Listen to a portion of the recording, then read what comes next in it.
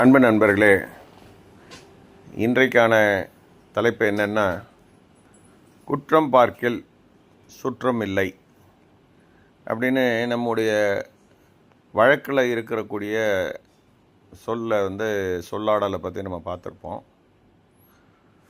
இது ஆக்சுவலாக ஆன்மீகத்தில் இது என்ன சொல்ல வருது அப்படின்றத நீங்கள் பார்த்துக்கணும். குற்றம் பார்க்கவில்லை என்றால் சுற்றம் என்ற ஒன்று இருக்காது அப்படின்னு நீங்கள் பொருள் எடுத்துக்கணும். இப்போ இந்த குற்றம் என்பது என்ன அப்படின்னு கேட்டிங்கன்னா, நான் ஒன்று நீ ஒன்று,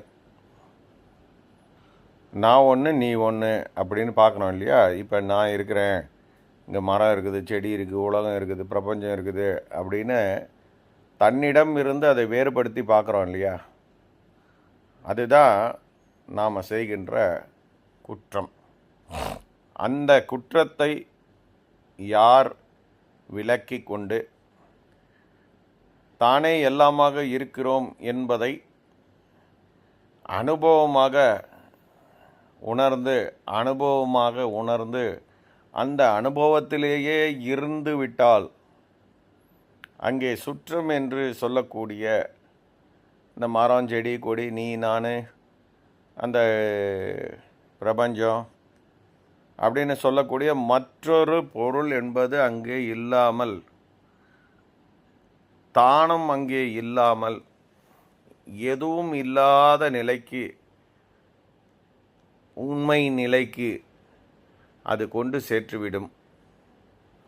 இதுதான் அந்த வார்த்தையினுடைய அம்சமாக இருக்கிறது என்பதை நம்முடைய சித்த பெருமக்கள் சூட்சமமாய்